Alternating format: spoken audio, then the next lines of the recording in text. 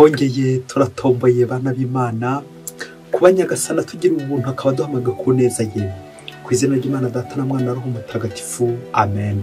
Amahoro bana b'Imana ni muhumure, Imana iradukunda ije kudukiza kuri wa gatanu tariki 27 Kamena 2025 ngo duhimbaza umunsi mukuru w'umutima mutagatifu wa Yezu.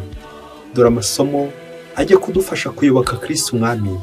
Isomo rya Bibiliya cy'umuhanuzi Ezekiyeli umutwe wa 34 umurongo wa 11 kugeza ku 16. Nyagasani uhora aravuze ati, dore ngiye ubwangiye gukenura amatungo yanjye kandi nyiteho. Uko umushumba yita ku matungo ye igihe aba ari hagati y'intama zibyagiye, nanjye niko nzita ku ntama zanjye, nzivana ahantu hose hatatanyirijwe ku munsi w'ibihu n'umwijima. Koko nzazivana mu gihugu zari zirimo, nzikoranye nzivanye mu bihugu by'amahanga, maze nzigarure ku butaka bwazo. Nzaziragira ku misozi ya Isiraheli, mu mibare no mu turere twose dutuwe tw'igihugu. Nzaziragira mu rwuri rutoshye, maze imisozi isumbya iyindi uburebure ya Isiraheli niho zizaruhukira mu kiraro cyiza. Zizarisha ubwatsi butoshye bwo ku misozi ya Isiraheli. Ninjye ubwanjye uziragirira intama zanjye, uwo ni Nyagasani uhoraho bivuze, nge nzazibyagiza ziruhuke.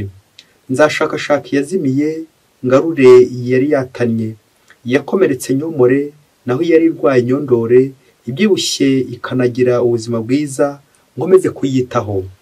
Nzaziragira zose nkurikije ubutabera. Iryo ni ijambo ry'Imana. Zaburi ya 23. Uhorana n'umushumba wanjye ntacyo nzabura. Uhorana n'umushumba wanjye ntacyo nzabura. Andagira mu rwuri rutoshye. Anshora ku mariba y'amazi afutse, maze akankomeza umutima. Anyobora inzira y'ubutungane, abigire kubahiriza izina rye. Naho nanyura mu manga yijimye, ntacyankura umutima kuko uri kumwe nanjye. Inkoni yawe y'ubushumba intera ubugabo. Imbere yanjye uhategura ameza, abanzi banjye bareba, ukansiga amavuta ku mutwe, inkongoro yanjye ukayisendereza.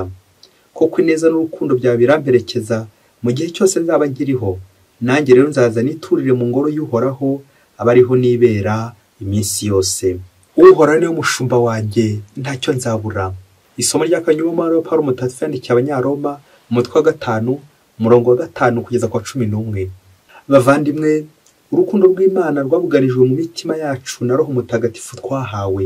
Koko rero igihe twatugifite intege nke, Kristo yapfiriye abanyabyaha ku munsi wagenwe. Birakomeye ko hagira upfira intungane. Sinzi niba hagira uwemera gupfira inyangamugayo. Imana rero yerekanye urukundo dufitiye kuko Kristo yadupfiriye kandi twari abanyabyaha. None ubwo twagizwe intungane n'amaraso ye, tuzarokorwa nawe uburakari ku buryo busumbijeho. Koko rero niba twariyunze n'Imana mu rupfu rw'umwana wayo kandi nyamara twarabanzi, ubwo twiyunze tuzarokorwa mu buzima bwe ku buryo busumbijeho. Si nibyo ngibyo gusa, twishimiye Imana muri Yezu Kristo Umwami wacu, ari ubu ngubu wadufashije kwiyunga. Iryo ni ijambo ry'Imana. Nyagasani Yesu nabane namwe. Amagambo mu Ivanjili ntagatifu yanditswe na Luka umutwe wa 15 umurongo wa 3 kugeza ku 7. Muri icyo gihe Yezu abacira uyu mugani ati, ninde muri mwe wagira intama 100, imwe muri zo yazimira, ntasigiza zindi 99 ku gasozi, akajya gushakashaka yazimiye kugeza igihe ayiboneye? Iyo amaze kuyibona ayiterera ku bitugu yishimye. Yagereho agakoranya inshuti n'abaturanyi, akababwira ati, nimuze twishimane kuko nabonye intama yanjye yari yazimiye. Ndabibabwiye ngo kuko umunyabyaha umwe wisubiraho azatera ibyishimo mu ijuru bireze iby'intungane 99 zidakeneye kwisubiraho. Iyo ni Ivanjili ntagatifu. Bayoboke b'Imana, nimugire amahoro. Aha tugeze ni kuri buri munsi. Fungura buri munsi, ufungure buri munsi, ufungure abandi buri munsi. Ijambo ry'Imana buri munsi, ineza y'Imana buri munsi. Hari ikibazo umwana yabajije mwarimu mu ishuri ati, ese umuyobozi apfa ryari? Ndabizi utangiye kwibaza ngo harya umuyobozi wanjye azapfa ryari? Ko mbona akomeza kunshyiraho igitutu n'igitugu, akomeza kunkandamiza, uriya aho ntagiye gupfa. Ati umuyobozi wanjye wenda ashobora kuba ari na mwiza. Ati koko wasanga agiye gupfa, azapfa ryari? Nuko wese ashobora ko yagize amatsiko. Umuyobozi apfa ryari? Umuyobozi apfa mbere yabo ayobora. Akantu agafasha umuyobozi. Igihe cyose uzapfa nyuma yabo uyobora uzashyiraho utubazo 12 bishoboke ko uri umunyagitugu, bishoboke ko udashobotse, ushobora kuba ushoboye ariko udashobotse. Umuyobozi apfa ryari, umuyobozi apfa ryari, umuyobozi apfa mbere yabo ayobora. Abashinzwe niyo ugomba gupfa mbere nyine. Iki gihe abayobozi bapfira, uko tukomeza kugenda tuganira ku byanditswe bitagatifu no munsi, turaza kubisorezaho. Imana idufashe kugira ngo kwisuzume turebe niba turi abayobozi. Niba tuvuze ko abayobozi bapfa mbere, ndabizi hari abayobozi bagiye gukora mwaka w'akarenge, batangire bave ku buyobozi begure. Nyine uzahite wegura numva utazapfa mbere yaho uyobora, abo ushinzwe kubitangira. Nandi urugero dufite usibye Yesu Kristo, wemeye kutwitangira agapfa mu kigo cyacu, nta nubwo ari gupfa mbere yacu gusa, ahubwo no gupfa mu kigo cyacu. Ngiki rero cyo tuzirikana no munsi, umutima mutagatifu wa Yezu, soko y'impuhwe tugirira.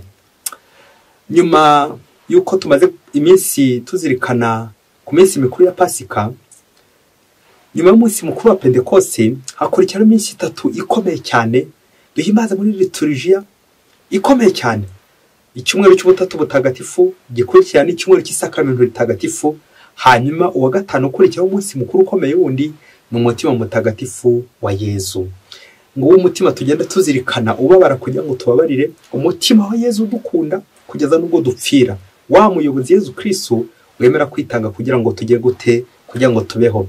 Ya mirimo 3 ya Kristo, umusaseredoti, umuhanuzi ndetse n'umwami, aka kanya tujye kuzirikana ku bwami bwa Kristo, ari nabwo bushumba bwa Kristo.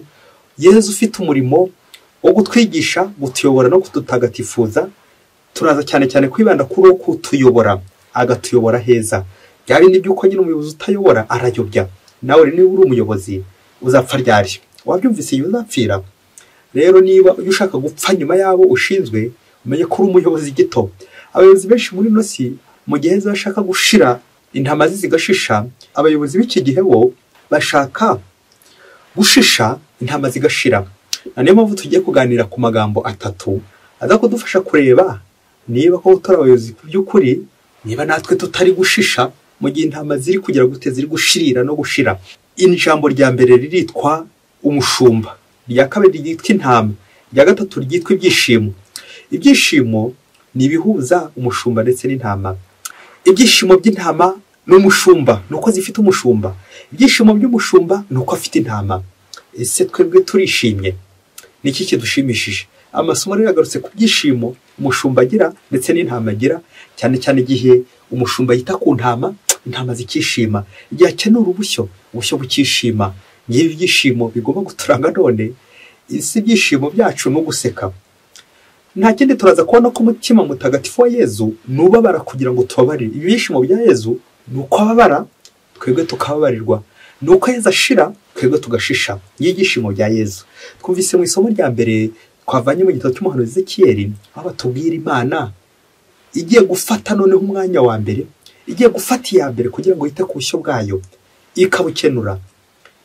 Intama zibyibushye gakomeza kuzitaho, ndetse n'izananutse n'izindi zibayeho nabi agakomeza kuzondora azigira neza. Iki gihe cy'umushumba kiratwerekeza ku Mana yitugirira impuhwe twebwe nk'intama abayoboke bayo, maze ikatwitaho. Uburyo Imana itwitaho, uburyo Imana ituragira, ngo wa murimo wo gutuyobora neza aho Imana ishaka. Intego remezo yacu turi kuzirikanaho ni uburyo bwo kuyobora. Uburyo bwo kuyobora, uyobora ute? Imana iraduha urugero rwiza rwo kuyobora. Nawe nanjye twongere turebe abo tuyobora, kuko twese turebera ku Mana. Bayobozi muyobora mute? Imana isoza iri somo igira iti, nzaziragera zose nkurikije iki? Nzaziragera zose nkurikije ubutabera. Amen, amen, amen. Ese muyobozi nawe wasanga ujya ubogama, kandi Imana yo iguha urugero rwo kuyoborera ubutabera. Na Zaburi uyu munsi harimo umushumba, uhora rero umushumba wanjye ntacyo nzabura. Amen, amen, amen. Wa mushumba untera ibyishimo, bya byishimo biranga intama igihe ziragiye n'umushumba mwiza. Isomo rya kabiri ryo mu yandikiwe, isomo rya kabiri mu kwa Mutagatifu yandikiye Abanyaroma ry'uno munsi, nayo ritoganisha ku mushumba mwiza, wa undi witangira intama. Yezu Kristo wemera gupfira intama, Yezu umushumba mwiza upfira abantu kugira ngo babeho, wa wundi ubabara mu kigo cy'abantu kugira ngo babarirwe. Yezu warakoze kuba waraducunguye, uwo mushumba mwiza, ngo wa mushumba upfa mbere yuko intama ze zipfa.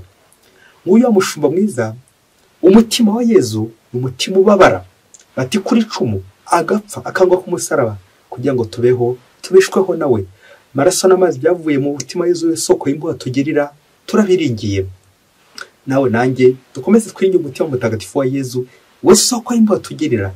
Ngize za mpuhwe Luka ari gutubwira mu ivanjiri uno munsi, impuhwe z'umushumba usiga intama 99 cyangwa gushakashaka imwe yazimiye.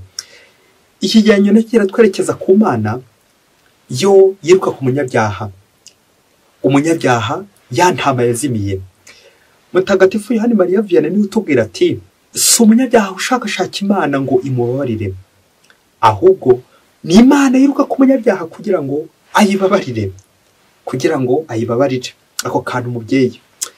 Ibi biratwerekeza izi ntama 100 habuze mwimwe, nanone ziratwerekeza kuri Yezu umushumba utwitaho, cyane cyane igihe twemeye kwicuza tukagaruka. Biratwerekeza nanone ku ntambwe 99 Imana itera, ikagusaba nawe gutera agatambwe kamwe kugira ngo bize kuzura 100, usange Imana ije kugusanganira, ubundi musangire. Nyagasana ngirira impuhwe kugeza nubwo akora urugendo rurerure aza kunshaka. Nyagasana aravunika, arababara kugira ngo mbabarire.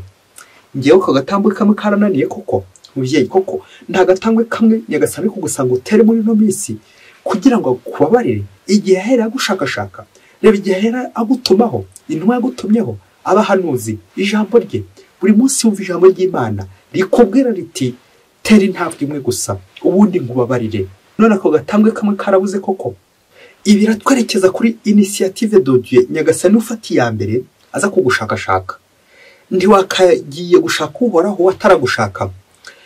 Iyo tuza gusenga, iyo tugiye mu kiliziya, ni Nyagasani buryo waduhamagaye akadushyiramo iyo nyota kumushakashaka ndetse no kumubona.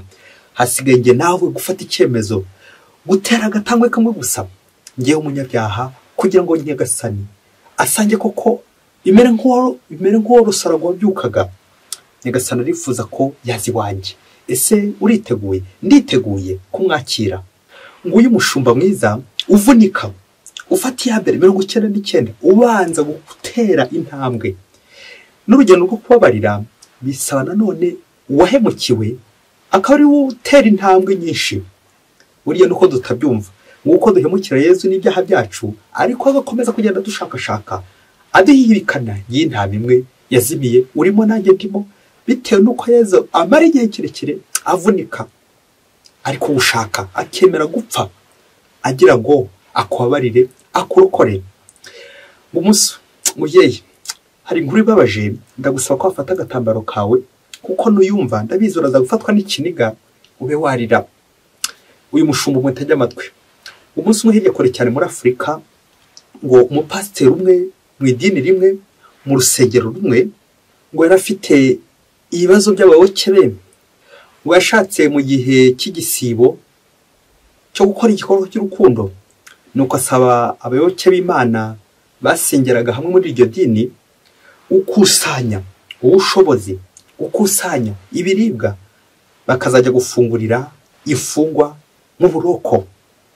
Nuko bategura urwo rugendo, barakusanya abantu barabyitabira muri urwo rusengero. Ariko hakaboneka abandi muri urwo rusengero bari kubita agatoki kandi bati koko aba bagome baraduhemukiye, baratwiba, batugera nabi, badukora ibyamfura mbi, none twongere dukoranye amafaranga ajya kubasura. Uyu mupasiteri koko abantu baraduhemukiye, none yongeye kugenda abagira neza. Nuko ikorero ricikamo ibice bimwe barabisha, ariko baza kongera kwifata batariko kugira ngo atazaturakara pasiteri, reka natwe dushyire hamwe n'abandi ubundi bazirwarize.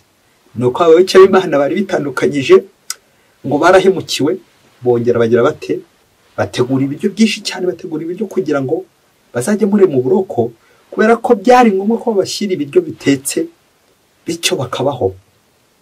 Ubwo munsi wo guteka ibiryo uragera, bateka ibiryo byinshi cyane, babikaranga neza biryoshye, bagira ngo babijyane mu buroko bajya gusura imfungwa.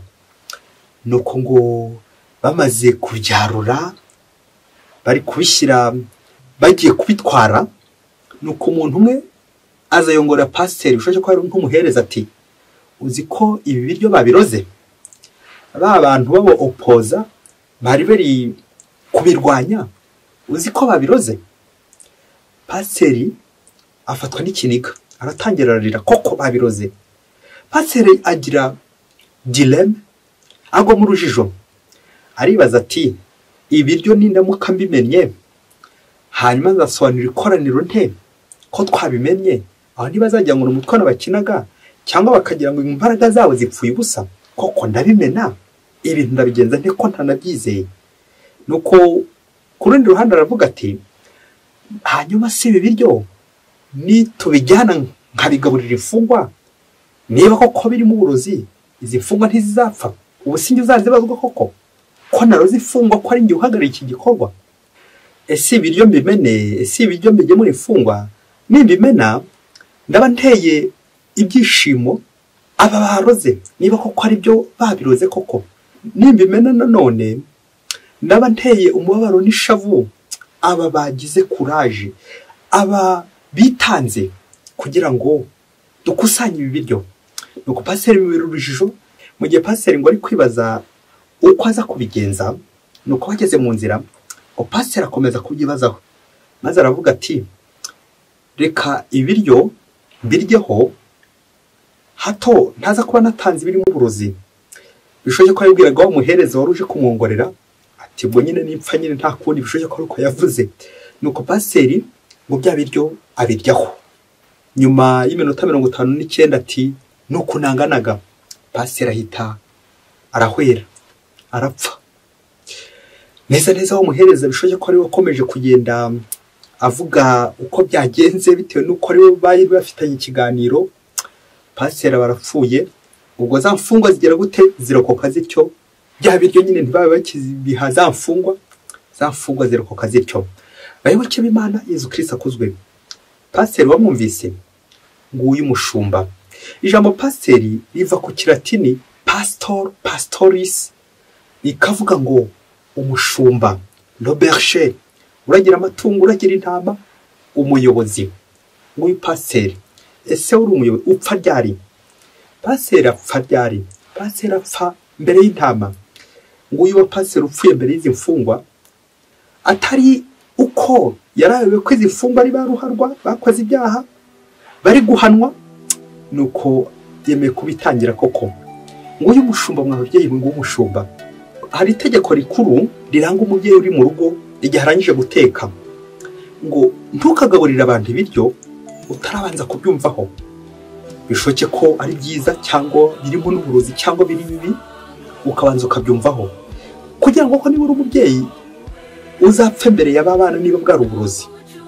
Byumvikane, umenye kumva n'umunyu ko wakoze, kumva ku biryo, kurya ku biryo mbere y'uko ubihereza abo ugiye kugaburira. Ngiki ikimenyetso cy'umushumba. Nanone ukuri iyi foto y'ipasiteri atakiza kurya kuri ibi biryo, reba iyi mbaga yari igiye guhapfira. Ubu yari kuzongera guhagarara ate muri iri koraniro? Ariko Nyagasani amuhembe igikwiye, Nyagasani amugororere kuko yemeye kwitanga. Uyu pasiteri arerekeza kuri Yezu, we pasiteri mukuru witangira imbaga ye kugira ngo irokoke ikire. Icyo cyari cya mbere cyo kubanza kumva ku biryo watetse. Icya kabiri nuko nyine abantu bagiye baduhemukira, ariko igihe se cyo kwigora ni ryari? Dushobora kwigora bitewe nuko namugemuriye, namushyiriye ifunguro. Dushobora kwigora nuko nyine yasabye imbabazi cyangwa nyine namusabye imbabazi. Okaziyo zo kwigorora, okaziyo zo kwakira impuhwe z'Imana. Yezu munyambo, umutima w'impuhwe wa Yezu Kristo nuko habari waguhemukiye. We gukomeza wongera ibibi, we gukomeza umujomba, we gukomeza ushaka kumuhimuraho umwishyura. Ngo uyu mutima wa Yezu, wa wundi watanye, wa wundi wayobye, wa munyabyaha, wa wundi wampemukiye, nkagira ubwo mwinjiza mu mutima wanjye, nkajya uwo mushakashaka, nkagira ubwo igihe cyose mbonye akanya nkamusura nkamusanga kugira ngo musanganire aba ari njye umusanga bwa mbere. Njye yahemukiye uje ako bantu karakomeye kumva ngo umuntu yahemukiye akaba ari bijya kumureba ahubwo se utaramuroga. Reka tuze gusoza twibaza ngo umwanzi wawe aramutse afunzwe wamugemurira, umwanzi waramutse arwaye wamusura, wamuha umuti cyangwa wamuha uburozi, aramutse aguye wamubyutsa, ubonye ahantu bamutabye wamutaburura cyangwa wakomeza ukamutaba. Komeza wibaza ibyo wakorera umuntu waguhemukiye. Uwo mutima wa Yezu, umutima w'impuhwe. Reka dusoze ku ijambo ryiza ry'umuhanga wavuze ati aimer égale donner et donner égale pardonner, ngo ukunda bingana gutanga, kandi gutanga bikangana kubabarira, kandi kubabarira burya ni ukubanza kubabara mu kigo cy'uwo ugiye kubabarira. Umutima w'impuhwe wa Yezu. Akenshi tuba turi gukubita agatoki kandi tuti ya mwanzi wanjye yarapfuye, yaba yaraguye, yaba yarashize, yaba yarapfuye. Neza ugasanga ibyo turi gusabira abaduhemukiye. Umutima wa Yezu usabira buri gihe abamujombye amacumu n'imigera, ati dawe rero ko batazi icyo bakora, nawe uze gusabira abantu bose baguhemukiye ubwira uti dawe babare kuko batazi icyo bakora. Nubwo umuntu yaba yaraguhemukiye wasanga ari inzira Imana yashatse gucishamo ibyo bintu kugira ngo ugere heza. Umutima mutagatifu wa Yezu utubabarire. Wese Imana ibahe umugisha. Mana Data na Mwana na Roho Mutagatifu. Amen. Padiri Masumbuko Ladislas wa Diocese ya Cyangugu.